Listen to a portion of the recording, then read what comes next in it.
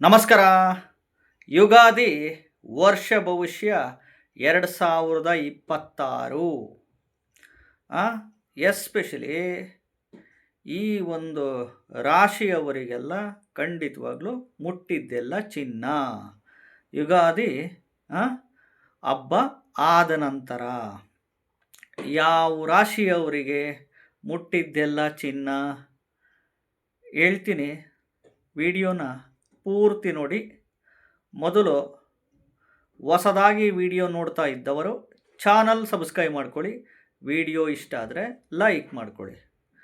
ಈಗ ಈ ವರ್ಷ ಭವಿಷ್ಯ ಯಾವ ಆಧಾರದ ಮೇಲೆ ಎಲ್ಲ ಹೇಳ್ತಾರೆ ಅಂದರೆ, ಶನಿ ಒಂದು ಆಧಾರದ ಮೇಲೆ, ಗೋಚಾರದ ಮೇಲೆ, ಗುರು ಒಂದು ಗೋಚಾರ ಫಲದ ಮೇಲೆ, ರಾಹು ಕೇತು ಗೋಚಾರ ಫಲದ ಮೇಲೆ, ಇವು ಮ್ಯಾಕ್ಸಿಮಮ್ ಇರ್ತವೆ. ಯಾವ ರಾಶಿಗೆ ಮುಟ್ಟಿದ್ದೆಲ್ಲ ಚಿನ್ನ ಹೇಳ್ತೀನಿ. ವಿಡಿಯೋ ಪೂರ್ತಿ ನೋಡಿ, ಸ್ಕಿಪ್ ಮಾಡೋಕ್ಕೆ ಹೋಗ್ಬಿಡಿ. ಈಗ ಶನಿ ಒಂದು ರಾಶಿಯಿಂದ ಇನ್ನೊಂದು ರಾಶಿಗೆ ಹೋಗೋಕ್ಕೆ 2.5 ವರ್ಷ ಟೈಮ್ ತೊಗೊತಾನೆ. ಗುರು 1 ವರ್ಷ ಟೈಮ್ ತೊಗೊತಾನೆ.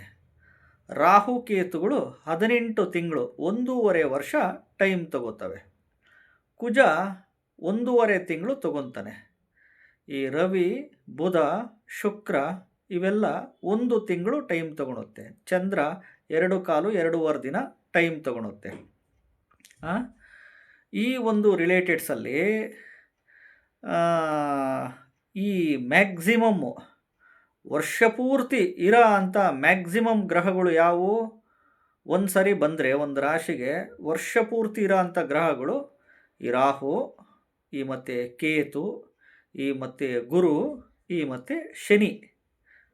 ಒಂದು ರಾಶಿಗೆ ಪ್ರವೇಶ ಆದರೆ ವರ್ಷ ಪೂರ್ತಿ ಇದ್ದೇ ಇರುತ್ತೆ. ಇದರದ್ದು ಆಧಾರವಾಗಿ ಗೋಚಾರ ನೋಡಿ. ಗೋ ಅಂದರೆ ಮೂವಿಂಗು, ಗೋ ಅಂದರೆ ಇಲ್ಲಿ ಗ್ರಹಗಳು, ಚರ ಅಂದರೆ ಮೂವಿಂಗು. ಅದಕ್ಕೆ ಗ್ರಹಚಾರ ಅಂತೀವಿ. ಗ್ರಹಚಾರ ಅಂದರೆ ಗ್ರಹಗಳ, ಚರ ಅಂದರೆ ಮೂವಿಂಗ್ ಆಗ್ತಾ ಇರೋದಕ್ಕೆ ನಾವು ಗೋಚಾರ ಫಲ ಅಂತ ಹೇಳ್ತೀವಿ.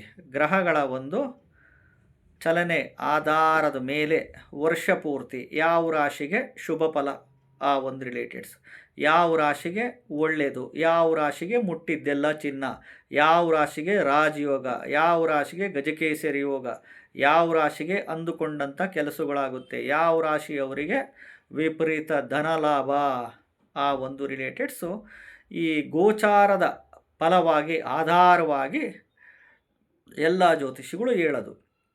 ಈಗ ಎಸ್ಪೆಷಲಿ ಇದು ಗೋಚಾರದ ಫಲದ ಪ್ರಕಾರ ಯಾವ್ಯಾವ ರಾಶಿಯವರಿಗೆ ಅಂದರೆ, ಈ ಮಕರ ರಾಶಿಯವರಿಗೆ ಮತ್ತು ವೃಷಭ ರಾಶಿಯವರಿಗೆ ತುಂಬ ಒಳ್ಳೆಯದು, ಎಕ್ಸಲೆಂಟು. ಇದು ಗೋಚಾರದ ಫಲದ ಮೇಲೆ ಓನ್ಲಿ ಫಾರ್ 25% ಅಷ್ಟೇ. ಇದು ಇನ್ನು ರಿಮೇನಿಂಗ್ 75% ನಿಮ್ಮದು ರಾಶಿ ನಕ್ಷತ್ರ, ಮತ್ತು ಯಾವ ಲಗ್ನದಲ್ಲಿ ಹುಟ್ಟಿದ್ದೀರಾ, ಮತ್ತು ಯಾವುದು ದಶಾ, ಯಾವುದು ಭುಕ್ತಿ, ಯಾವುದು ಅಂತರ್ಭುಕ್ತಿ ನಡೀತಿದೆ, ಇದು ಆ ಗ್ರಹಗಳು ಪ್ಲೇಸ್ಮೆಂಟ್ ಎಲ್ಲಿ ಕೂತ್ಕೊಂಡಿದ್ದಾವೆ, ಡಿಗ್ರಿ ವೈಸು ಎಲ್ಲೆಲ್ಲಿ ಕೂತ್ಕೊಂಡಿದ್ದಾವೆ, ಇದರದ್ದು ಆಧಾರದ ಮೇಲೆ ಈ ಒಂದು ದಶಾ, ಭುಕ್ತಿ, ಅಂತರ್ಭುಕ್ತಿಗಳ ಮೇಲೆ ಇನ್ನು ರಿಮೈನಿಂಗ್ ರಿಲೇಟೆಡ್ಸ್ ಇರುತ್ತೆ.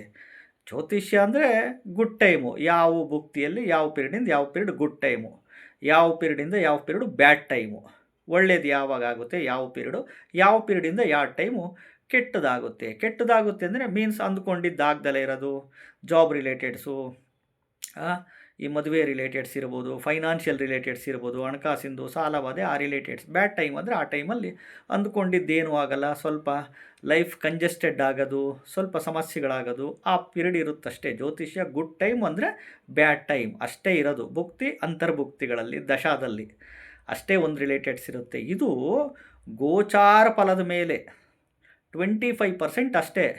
ವೃಷಭ ರಾಶಿಯವರಿಗೆ ಪ್ಲಸ್ ಮಕರ ರಾಶಿಯವರಿಗೆ 25% ಒಳ್ಳೆ ಫಲ, ಶುಭ ಫಲ ಅಂತೂ ಖಂಡಿತವಾಗ್ಲೂ ಇದ್ದೇ ಇರುತ್ತೆ. ಇನ್ನೊಂದು, ನಾವೆಲ್ಲ ಕಷ್ಟಪಟ್ಟು ಬೆವರು ಸುರಿಸಿ ಉದ್ಯೋಗ, ವ್ಯಾಪಾರ, ವ್ಯವಸಾಯ, ಕೃಷಿ ಮಾಡಲೇಬೇಕು. ಗ್ರಹಗಳೇನು ಮಾಡ್ತವೆ ಅದ್ರದ್ದು ಫಲ ಅವು ಕೊಡ್ತವೆ. ಎಸ್, ಒಳ್ಳೆ ಟೈಮ್ ಇದೆ ಅಂತ ಅವು ಹೇಳ್ತಾವಷ್ಟೇ. ನಾವು ದುಡಿಲೇಬೇಕಲ್ಲ. ಬೆವರು ಸುರಿಸಿ ಉದ್ಯೋಗ, ವ್ಯಾಪಾರ, ವ್ಯವಸಾಯ, ಕೃಷಿ ಮಾಡಲೇಬೇಕು ಅಷ್ಟೇ.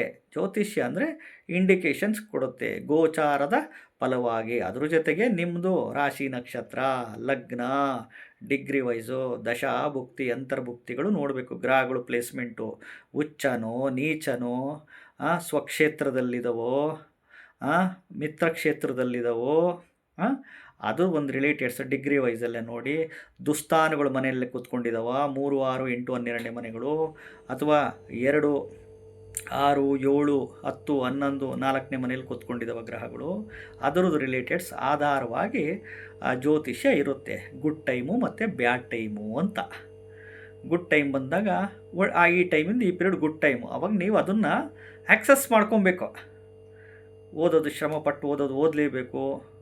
ಈಗ 90% SSLCಯಲ್ಲಿ 90 ರ್ಯಾಂಕ್ ಬರ್ತಾನೆ ಹುಡುಗ, ಓದಲಿಲ್ಲ ಅಂದರೆ ಎಲ್ಲಿಂದ ಬರ್ತಾನೆ? ನಿಮ್ಮ ಹುಡುಗನಿಗೆ ಜಾಬ್ ಸಿಗುತ್ತೆ ಈ ಪೀರಿಯಡಿಂದ ಈ ಪೀರಿಯಡು. ಎಫರ್ಟ್ ಹಾಕಬೇಕು, ಇಂಟರ್ವ್ಯೂಗೆ ಹೋಗಬೇಕು, ಟ್ರೈ ಮಾಡಬೇಕು, ಮಾಡಲೇಬೇಕು. ಇಷ್ಟೇ good time, bad time. Bad time ಅಂದರೆ ಈ ಪೀರಿಯಡಿಂದ ಈ ಟೈಮ್ ಚೆನ್ನಾಗಿಲ್ಲ, ದುಡ್ಡಿಂದ ಲಾಸ್ ಆಗುತ್ತೆ, ಸಮಸ್ಯೆಗಳು ಬರ್ತವೆ, ಸುಮ್ಮನೆ ಶತ್ರುಗಳಾಗ್ತಾರೆ, ಹುಷಾರಾಗಿರ್ರಿ. ಇಷ್ಟೇ ಜ್ಯೋತಿಷ್ಯ ಅಂದರೆ. ಇದು ಬಿಟ್ಟರೆ ಬೇರೆ ಮಿರಾಕಲ್ಸ್ ಏನೂ ಇಲ್ಲ. ವಿಡಿಯೋ ಇಷ್ಟ ಆಗಿದ್ದರೆ ಚಾನಲ್ ಸಬ್ಸ್ಕ್ರೈಬ್ ಮಾಡ್ಕೊಳ್ಳಿ, ಲೈಕ್ ಮಾಡಿ. ನಮಸ್ಕಾರ.